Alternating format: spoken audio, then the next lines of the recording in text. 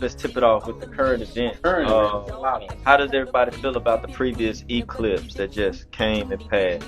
Oh, the eclipse, man! It came and it went Since, very fast.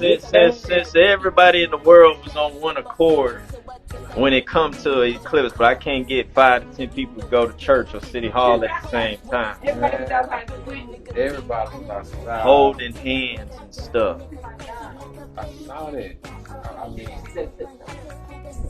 Yo, we back once again. This speaker Brandon Gillespie live in 3D on Street 100, two sides of the podcast, and we got a special guest chiming in with us too. and this is kind of like a different kind of moment because like this actually is our first guest Yeah. and first woman guest on the show. Like, Yes, now, sir. normally I be getting a lot of y'all need a woman out of town because y'all bashing us. I get a little bit of that. I get a little bit of it's uneven by how we talk. You know what I'm saying? Because not a woman in the building. So tonight. Yes, sir. Drum roll, please. Hey, everybody, it's Miss Bree with Off the Wall Media. How y'all doing? I'm excited to represent the female opinion tonight. Thank y'all for having me. Okay, with that being said, before we get started with the podcast, tell a little bit about yourself. Tell a little bit about what you do, what you're doing with the player, what you've been doing. Just get to me. Okay, I guess I'll sum it up really quick. I'm a mom. I'm an entrepreneur, CEO. I own Off the Wall Media, which is a conglomerate of everything we just produce. Honestly, we're all creators and we just produce. So whether it's web series, radio, talk shows, stage productions, artists, poets, comedians, dancers, all of it, we just kind of get together and we just spread messages to the world, spread good messages. Great. That sounds real good. With just the homestead Slim Show, we just jump right into it. So I'm asking you, how is it being a black female entrepreneur? Do you feel like you get treated with respect and undervalued at times? Yes, I do feel that. Like about 15 years ago, I just decided I was not going to get. I don't know how censored I have to be, but No, you can say what you want. okay, I wasn't going to give a shit about what anybody had to say. I just decided to find my own lane and be in it. So yes, I do feel like the heat. I am newer to the Houston scene. I've been in and out of Houston my entire life, but I wouldn't say I'm technically a Houstonian. So, coming into a place where it's like all Houstonians band together. So I've definitely, actually, it's mostly black females, to be honest. Right, okay. It's the black females, because like black males, white females, everybody else, they pretty much see you for who you are. They do. I don't know why the black females, we have to compete. I'm a collaborator, but a lot of people compete. And so I feel like, honestly, like most of the heat is from like my own people. Right. I mean, very well said. I'm glad you said that. Yeah. Same question, Doc. Same question. Definitely. What was the question again? Well, I asked her, how does she feel about being a black woman entrepreneur? Do you get those same kind of pushback by you being a young black entrepreneur? Because when it's my turn to talk, I got a lot to say about how they do it. I mean, when we define entrepreneur, I believe many people just believe it's just in business.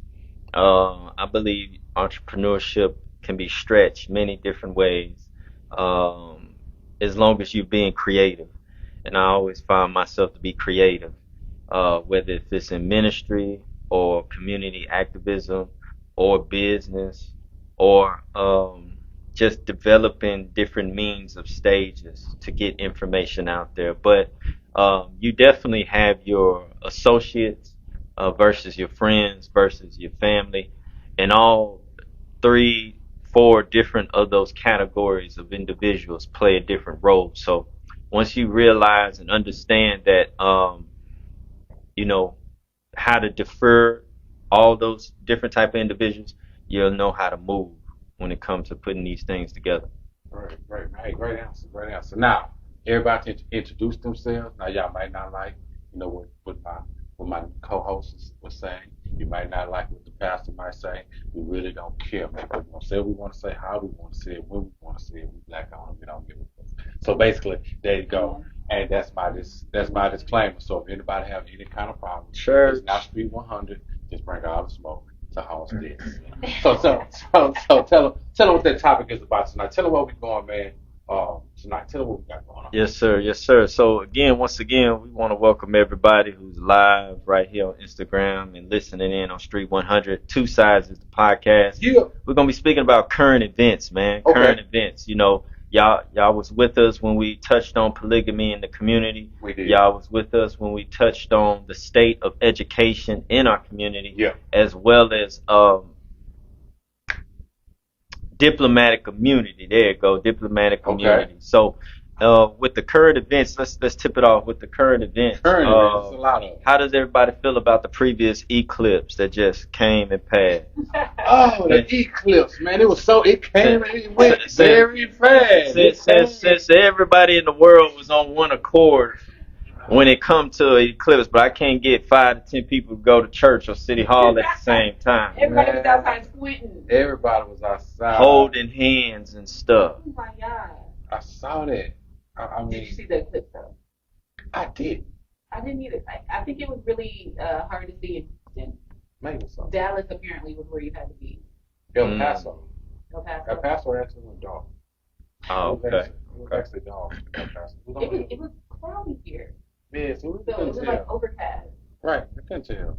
Yeah. And then, like right after, like an hour after the eclipse, it was like a sunny, bright day. I was like, What's going This on? is rude. Right.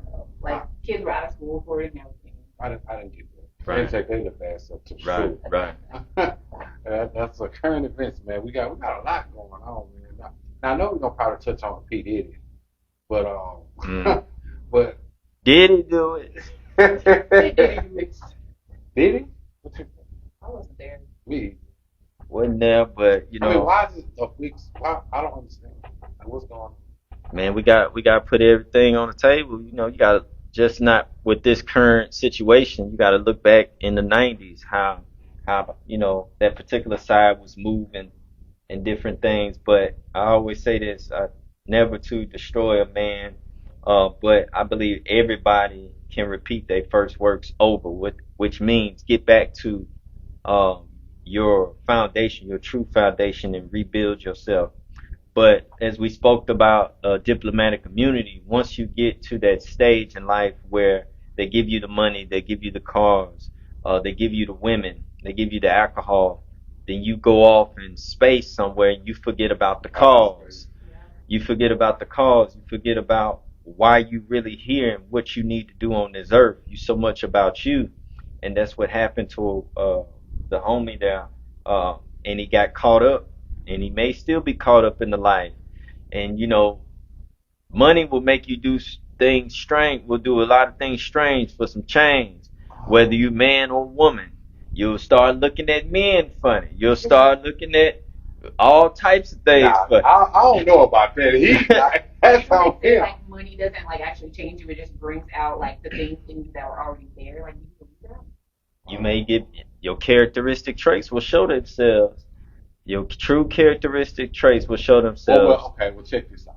Mm-hmm. Just 3 days ago, at Klein High School, they found the teacher and on the same kind of sex trafficking thing that they're accusing P Diddy with. So the money is not the same as that. The teacher is not making the money. It is not. But the characteristic trait is right. Yeah. So we can say, and to take it to a biblical standpoint, anything that we do on earth, whether we be man or woman, if we possess the characteristic traits of our forefathers, because we all heard that saying, oh, you just like your mama, you just like your daddy. Why are they saying that? Because we are showing the characteristic traits of those particular individuals. You talking just like such and such, you acting like such and such. Because now you're taking on those spiritual characteristic traits of those individuals. And us as a community, we like to take on the characteristic traits of other ethnic groups, Italian mobs, Jewish people, or whomever. For some strange reason, we like to do and be everything and everybody else besides who we truly are as a people. Well, that being said, I would also say that we do everything on our own as far as as far as our culture is concerned. Hmm. Instead of idolizing the guy who gets up and goes to work from 9 to 5, they want to idolize the rapper guy, the dude on the corner with the drugs. This is who we look up to. Like, no, I don't have no problem with Six of Red Right, right. but You don't. Of course. What problem do you have with but that trick? but when I see uh, 8-year-old girls, 6-year-old girls at their parties, and they do Right. bro. So I believe it's a. I'm not gonna say that we idolize the Italians, or I'm just gonna say we have a problem within our culture to where we're not idolizing what we need to be idolizing. Right, Well, right. the thing is, though, there's always going to be things that you're not supposed to be doing or that you shouldn't be idolizing. I agree. So even though, like, let Sexy Red be Sexy Red, you know what I mean? Like, Okay. you need to be in your child's life and teach your kids Sexy Red is who Sexy Red is, and she's old enough to be who she is. Right. And she's old, she's a grown up, she can make her own decisions. You need to be 8 years old. You need to be 5 years old. This is what a 5-year-old does. This is what, and when you decide to grow up and you stay true to who you are, like you like this, so that's who you are, and that's what you like to do. So it's more so, I feel like, being with the individual and teaching them to just be their self. Be their self. You will always just like when your mom used to be like, you'd be like, oh, my friend gets to stay out past 8. Okay, that's them. That's their parent. But that's not you. Your parent says this, you do this. So finding the difference. Somebody's over there smoking crack. You gonna go smoke crack? You gonna go jump off the bridge? Should it be a common ground? Should it be a place to where we can all agree that this is acceptable and this is not? I find that hard to just blanket that because I feel like that takes away individuality. Like it's hard. Where's the fine? Where's the line to be like, don't be like that? Like even though you want to, then just blanket that for everybody. Like then, so you can tell. So you don't want gay people to be gay. You don't want gay people to wear this. You don't want, like, where do you draw the line of like just being like, hey, everybody chill. Right. It's hard. I mean, you really couldn't do that. It's hard. Yeah. So, what are some of your suggestions on what we need to do as far as a whole to help our community from a woman's point? I just think just being there for individual people. You can't be there for everybody. We can't be there for everybody, but you can be there for 3 people in your life. Right. And they can be there for you and address individual things that are going on with them. They may be suffering with a certain thing or they, whatever it is. I just feel like individualized attention in the community. Mentorship. Remember big brother, big sister and stuff like that? Like there used to be a lot more mentorship, I feel like, growing up. We go to the Boys and Girls Club and things like that, and there would be somebody that knew your name and they knew what you were doing that day and they knew how you were feeling. That kind of stuff, Right. That's what's up, man. That's true. That's true. And I'm big on mentorship because me and my comrade on the Northeast, that's what we set up throughout the Humble ISD district. For those familiar with Humble, we help set up DAD organizations within the schools from elementary up to high school. But you have individuals who should, well, I shouldn't use the word should, but it's some individuals who are just far from being mentored, because I believe you can't save everybody. And I think that goes a little part to what you just stated. You can't save everybody. You can't save everybody. But, unfortunately, man. Having that discernment and understanding to be geared to those individuals who want to build, who want to be great, who want to do something different. Because me, myself, coming from the west side of Chicago, I had every choice to do everything that my forefathers did, that my uncles did, that my dad did. But I chose to go another way. Still affiliated in that particular realm of lifestyle, though, you know what I'm saying? Because it's just something that don't go away, but it's a different way how you can push that energy to gravitate to the youth and the people worldwide. Right. And I was actually going to say something earlier when you were saying about your aunt or uncle or whatever, um, or you're turning into your mom, you're turning that that's like also a self-fulfilling prophecy, you know what I mean? Like you're speaking that into that person, even if that's something that they never even thought of or they didn't even notice about themselves. Now, if it's something negative, you've reiterated that that's what they are, that's what they do. And so now they're conscious of it and they're like, oh, well, it must be in me because my dad did it and they say my dad did it and they said it, I'm just like my dad. So it's they're all of a sudden fulfilling that, you know what I mean? So it's like speak good things, speak individualize things into people. Don't say you're a speaker just like your dad, or you're just like say, oh my gosh, you speak very well, or you are a talker, or you're a great communicator. You know, you don't have to correlate it to someone else. You know, there's a lot of education that just needs to happen in our communities, continuous, ongoing education. Yes, indeed. Actually listen to this information and build from it. Again, if you want to be a guest on Two Sides the Podcast, definitely reach out to us. Follow, share, like, do all that fun stuff that people say do.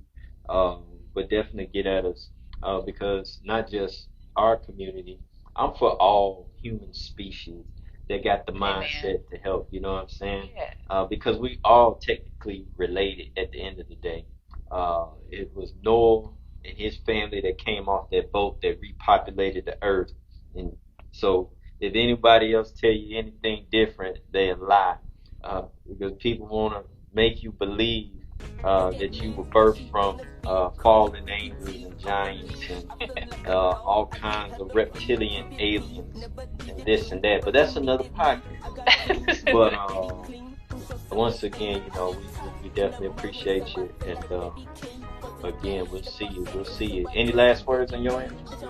I appreciate y'all for having me in here tonight. Thank you so much. I've enjoyed speaking with y'all. So, see y'all again soon, hopefully. 100, 100. We'll check you out live in 3D right here on Two Sides the Podcast, courtesy of Street 100. Peace.